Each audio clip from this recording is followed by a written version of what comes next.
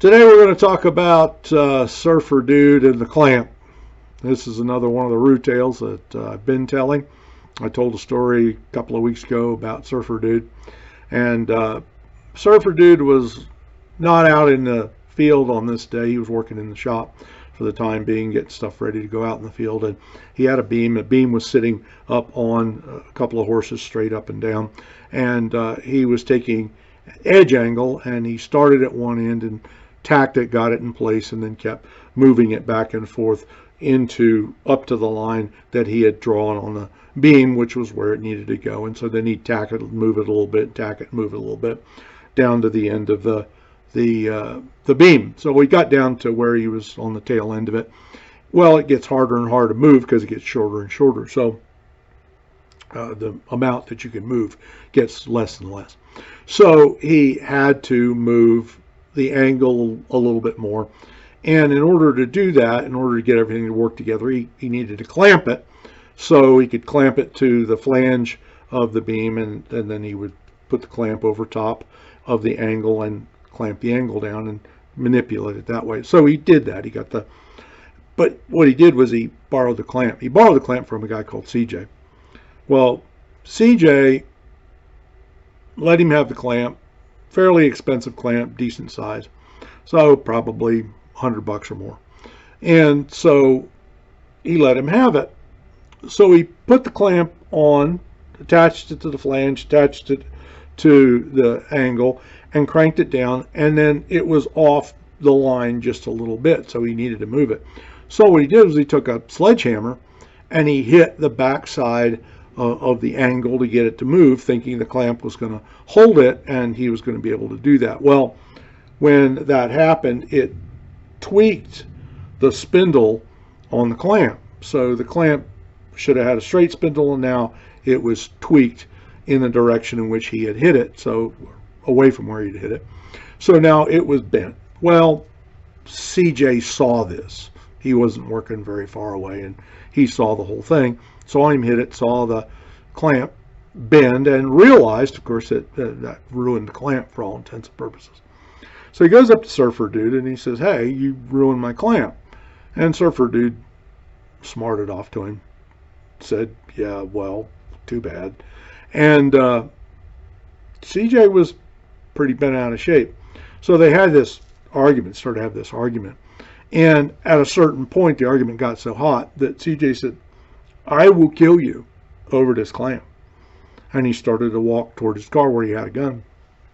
And I was the assistant foreman at the time, so I stepped out of the office just in time to hear the last part of this exchange and to see CJ start to go over towards his car and to go get his gun and shout, "I'll kill you over this clamp." So I went after CJ, stopped him, said, "Hold on a minute, let's get this resolved." And brought him back over, said, you go back to work. I will deal with Surfer Dude, and we'll get your clamp taken care of. So what we ended up doing was I ended up talking to Surfer Dude. I said, "Look, this is the guy's clamp. It's your responsibility. You took it. You're responsible for it. And we're going to have to work it out. So you're going to end up paying for his clamp. Fair enough. And we'll take it out of your check. You borrowed it. It's your responsibility." So we had that conversation. But the reason I'm telling you this story is this. We have these kind of situations all the time where people are using stuff that belongs to other people. First of all, it's best to have your own tools. Surfer Dude should have had his own tools, didn't. But in this case, what I want you to know, or what I want you to realize from this story, is how quickly things in a work situation can get out of hand. How quickly things can escalate towards workplace violence. So the reason that becomes important to us as far as safety goes is that the cooler heads have to prevail. We have to be smart about how we deal with other people in the work site, because tempers start to flare and things get out of hand, and workplace violence can occur very, very, very quickly. In this case, this just wasn't something that blew up, or this was something that blew up very quickly. This was not something that took very long to happen. This whole incident occurred in probably less than 5 minutes. And it could have very quickly escalated into a situation of workplace violence. So what I want you to be aware of is that the dynamic in our work situation is changing very rapidly. People are hot, they're tired, they're having a difficult day. Things can happen that set them off, and workplace violence situations can escalate very quickly. So use your head, remain calm, think about the situation, figure out how to resolve it without resorting to violence, and work with the people that are there. And if you're a person that's in charge of other people, you have to be aware that sometimes the dynamics change very quickly. Sometimes people get angry very quickly.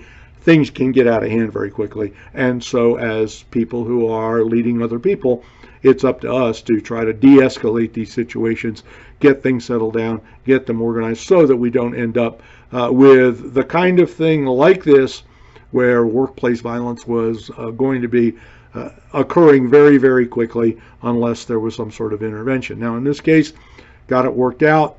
Everybody backed off and got things cooled off and cooled down. But be aware, certainly, that these things can escalate very quickly, and the end can be, at times, very bad. In this case, it worked out. But keep it in mind about how you approach other people, about what you do, about how you interact with other people, about how you treat them, how you treat their equipment, and be aware that these situations can escalate very, very quickly, and we want to be aware of how to handle them, and handle them quickly and get them taken care of, cool things off, and move ahead with our work day.